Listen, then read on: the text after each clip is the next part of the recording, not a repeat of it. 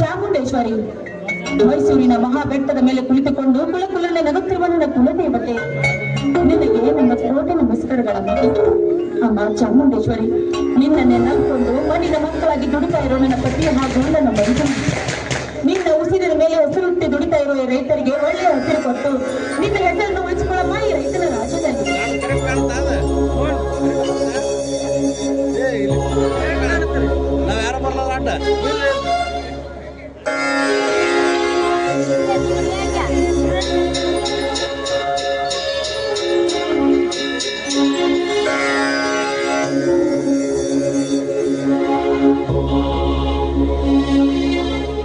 ಇದೇನಿದು ಕಾವೇರಿ?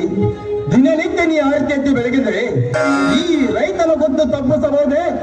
ಈ ನಿನ್ನ ದೇವರು. ನಿಮ್ಮ ಮಾತಿನ ಅರ್ಥ ಆ ತಾಯಿಯ ಮೇಲೆ ನಿಮ್ಗೆ ಅಷ್ಟೊಂದು ಅಪನಂಬಿಕೆ?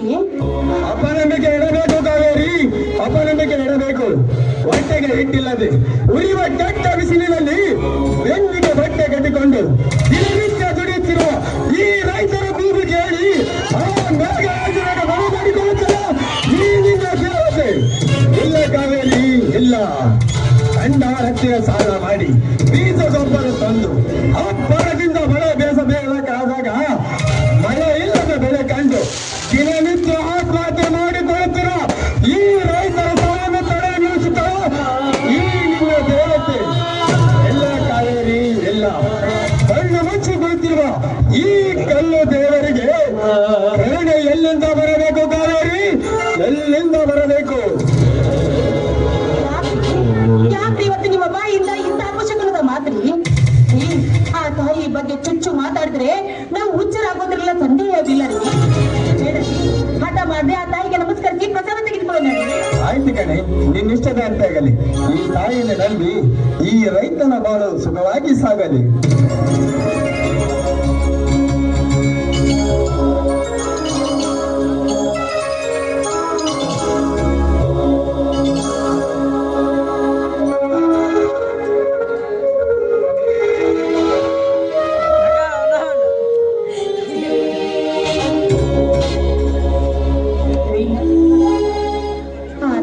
ನಂಬಿದ್ರ ನಮ್ಮ ಬಾಳು ಬಂಗಾರವಾಗುದು ಖಂಡಿತ. ನೋಡ್ರಿ, ಅಲ್ಲರಿ, ಬಾಳೆ ತೋಟಕ್ಕೆ ಹೋಗಿ ಬರ್ತೀನಿ ಅಂತ ಹೇಳಿದವರು ಇಷ್ಟೊಂದು ತಡ ಮಾಡಿ ಯಾಕೆ ಬಂದ್ರಿ? ಏ ಮಳ್ಳಿ, ಇವತ್ತು ನಮ್ಮೂರ ಆಂಜನೇಯ ಸ್ವಾಮಿ ಜಾತ್ರೆ ಅಲ್ಲವೇ? ಅದಕ್ಕಾಗಿ ಹೊಲದಿಂದ ಬರುವಾಗ ಸ್ವಲ್ಪ ಜಾತ್ರೆಯಲ್ಲಿ ಸುತ್ತಾಡಿಕೊಂಡು ಬಂದೆ ಕಣೆ, ಅದಕ್ಕೆ ಸ್ವಲ್ಪ ಲೇಟ್ ಆಯ್ತು. ಇದೇನು ನಿಮ್ಮ ಮಾತಿನ ಅರ್ಥ? ಅಲ್ಲರಿ, ನೀವೊಬ್ರೇ ಜಾತ್ರೆಯಲ್ಲಿ ಹೋಗಿ ಸುತ್ತಾಡ್ಕೊಂಡು ಬಂದ್ರ?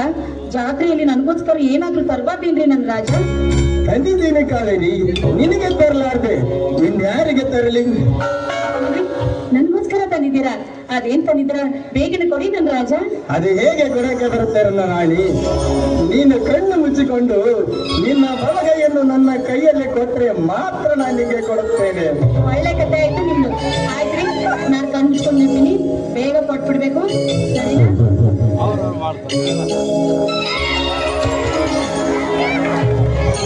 ಹೋಗ್ಯಪ್ಪ, ಹೇಳ್ತೀನಿ ಮಾತಾಡಿದ್ರೆ ಈ ರೀತಿ ಮಾಡ್ತಾ ಇದ್ರೆ ನಂಗೆ ತುಂಬಾ ನಾಚಿಕೆ ಆಗುತ್ತೆ.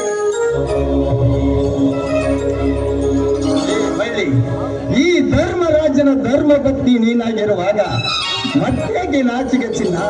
ನಾನು ಕೊಟ್ಟ ಸಿಹಿ ಮುತ್ತಿನಿಂದ ಒಂದು ಹಾಡನ್ನ ಹಾಡಬರದೆ ನನ್ನ ಚೆಲುವೆ. ನಿಮ್ ಇಷ್ಟರಂತ ಹೇಳಿದ್ರಿ.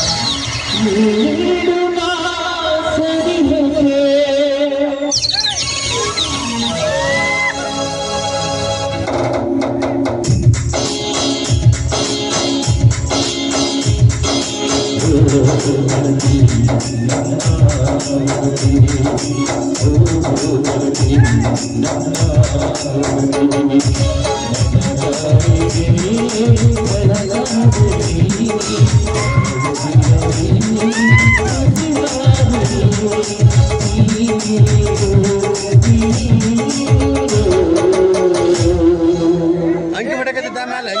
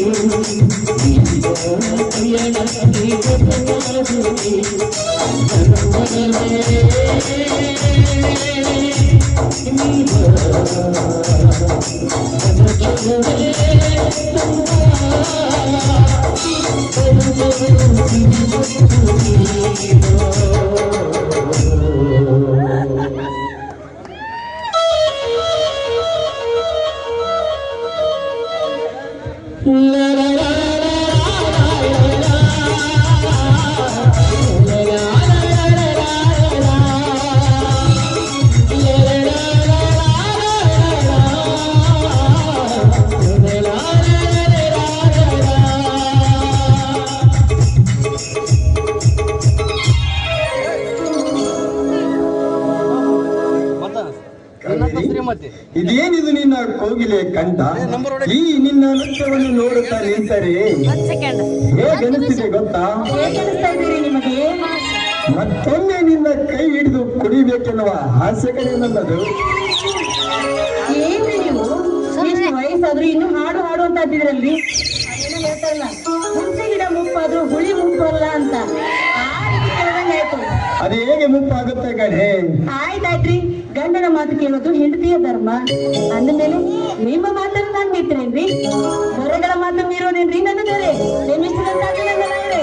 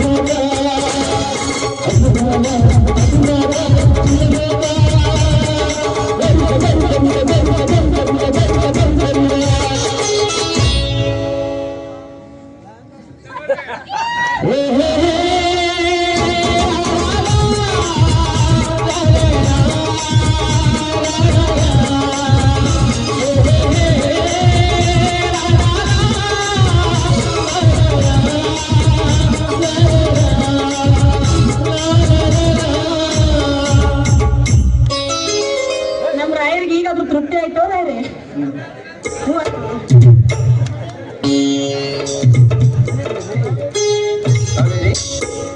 ಮನೆಯಲ್ಲಿ ನನ್ನ ತಮ್ಮ ಕಾಣಿಸುತ್ತಿಲ್ಲ, ಎಲ್ಲಿ ಹೋಗಿದ್ದಾನೆ? ನೆನೆದವರ ಮನದಲ್ಲಿ ಅಂದಾಗೆ ನನ್ನ ಮೈದನ ಬಣ್ಣ ಬಿಟ್ಟ ನೋಡ್ರಿ ಅಲ್ಲಿ.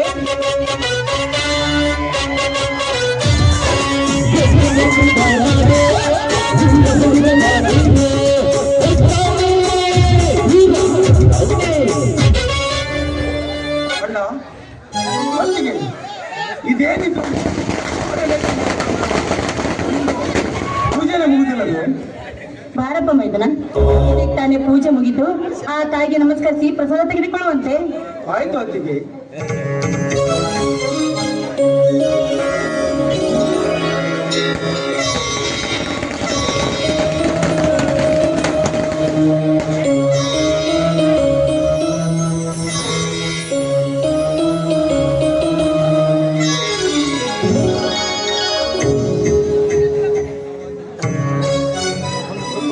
ಇದೇನಿದು ತಮ್ಮ, ನಿನ್ನ ಮೈಯ ತುಂಬ ಕೆಂಪು ಬಣ್ಣ? ಅಣ್ಣ, ಇಂದು ನಮ್ಮೂರ ಆಂಜನೇಯ ಸ್ವಾಮಿ ಜಾತ್ರೆ ಅಲ್ಲವೇ? ಆ ಜಾತ್ರೆಯಲ್ಲಿ ಜೋಳಿಂದ್ರ ಗಾಳ ಸ್ಪರ್ಧೆ, ಆ ಸ್ಪರ್ಧೆಯಲ್ಲಿ ಪ್ರಥಮ ಸ್ಥಾನ ಬಂದಿದ್ದಾವೆ ಅಣ್ಣ. ಕೆಂಪು ಬಣ್ಣ ಏನು ಮಾತನಾಡುತ್ತಿರುವೆ ನೀನು? ಹೊರತವನಾಗಿ ನೀನೇಗೆ ನಮ್ಮ ಎತ್ತುಗಳನ್ನು ಷರತ್ತಿಗೆ ಬಿಟ್ಟೆ?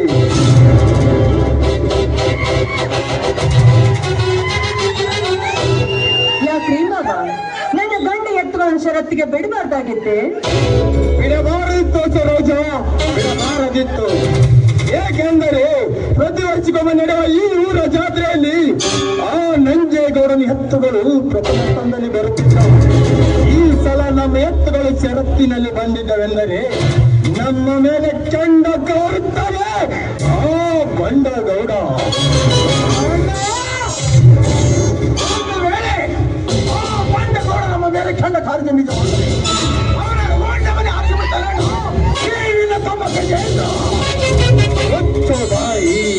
ಒಚ್ಚರಂತೆ ಮಾತನಾಡಬೇಡ. ನಮ್ಮಂತ ಬಡವರ ಬದುಕಬೇಕಾದರೆ ಶ್ರೀಮಂತರಿಗೆ ಶರಣಾಗಬೇಕು ತಮ್ಮ, ಶರಣಾಗಬೇಕು. ಅಣ್ಣ ಮರಣ ಬಂದರು ಶರಣಾಗುವ ಸಣ್ಣನಲ್ಲ, ಗಂಡನೇ ಗಡುಲೆ ಅಣ್ಣ, ಈಗಿಲ್ಲ ತಮ್ಮ ಗಜೇಂದ್ರ. ಹೌದ್ರಿ ಮಾವ, ನನ್ನ ಗಂಡ ಹೇಳಿರೋ ಮಾತು ಸತ್ಯವಾಗಿದೆ. ಗಂಡುಗಳು ಪುಂಡವನ್ನು ಎನಿಸ್ಕೊಂಡ್ರೆ ನನ್ನ ಗಂಡನ ಎದುರು ಹಾಕಿಕೊಳ್ಳುವ ಗಂಡಸು ಈ ಭೂಮಿ ಮೇಲೆ ಹುಟ್ಟಿಲ್ಲ, ಮುಂದೆ ಹುಟ್ಟಿ ಬರೋದು ಇಲ್ಲ. ಸರೋಜ, ಯಾಕಮ್ಮ ನಮ್ಮಂತ ಬಡವರಿಗೆ ಯಾಕಮ್ಮ ಬೇಕು ಗರ್ವದ ಮಾತು? ನೋಡಪ್ಪ ಮೈದುನ, ಈ ರೀತಿ ಮಾತಾಡೋದು ಸರಿಯಲ್ಲ. ನಾವು ಬಡವರು ತಗ್ಗಿ ಬಗ್ಗಿ ನಡೆದಾಗಲೇ ಈ ಬಡವರ ಬಾಗು ಸುಗಮವಾಗಿ ಸಾಗುವುದಪ್ಪ. ನಿಜವಿದೆ ತಮ್ಮ, ನಿನ್ನ ಹತ್ತಿಗೆ ಹೇಳುವ ಮಾತು ಸತ್ಯವಿದೆ. ಅಣ್ಣ, ಹತ್ತಿಗೆ ನಿಮ್ಮ ಮಾತುಗಳನ್ನು ಅರ್ಥ ಮಾಡಿಕೊಳ್ಳದೆ ಅರ್ಥ ಮಾತನಾಡಿಬಿಟ್ಟೆ. ದಯವಿಟ್ಟು ನನ್ನನ್ನು ಕ್ಷಮಿಸಿ ಬಿಡೋಣ.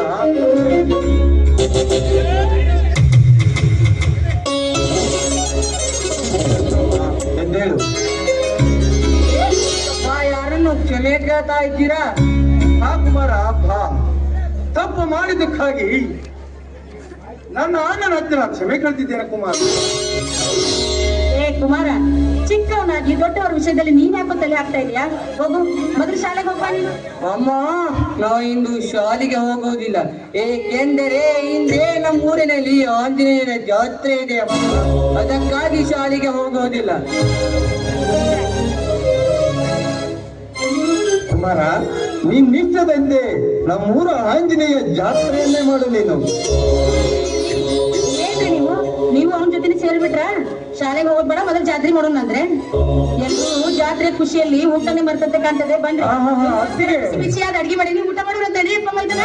ಊಟಕ್ಕಿಂತ ಮುಂಚೆ ನಿಮ್ಮ ಮಧುರ ಕಂಠದಿಂದ ಒಂದು ಸುಮಧುರವಾದ ಗೀತೆ ಇಲ್ಲಿ ಓ ನನ್ನ ಮೈದನ, ನನ್ನ ಮುಗಿತೆ, ನನ್ನ ಬಂಗಾರ. ಏನೋ ನನಗೆ ಸರೋಜ ನಾ ಹಾಕ್ತೀನಿ, ನೀನು ಜೊತೆ ಹಾಡು.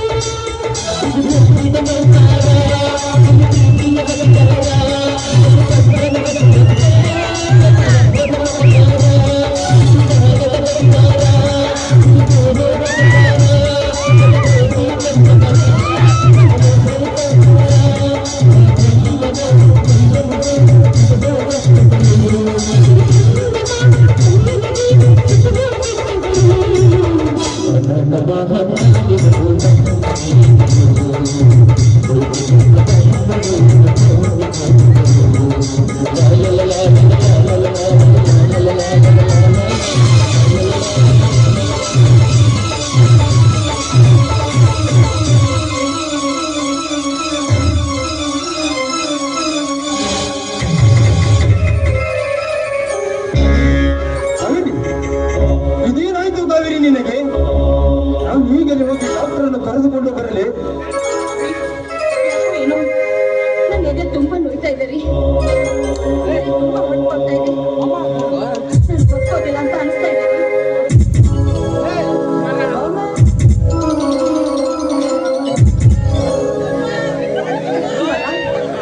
ನನ್ಗೇನು ಆಗಿಲ್ಲಪ್ಪ. ನೀನು ಗಾಬರಿ ಪಡ್ಕೋಬೇಡ. ಏನಾಯ್ತು? ನನ್ಗೇನು ಆಗಿಲ್ಲದಲ್ಲ. ಸರೋಜ,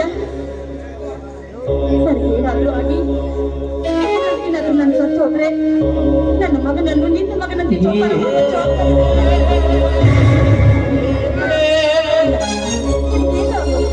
ಸ್ವಲ್ಪ ಧೈರ್ಯದಿಂದಿರಿ.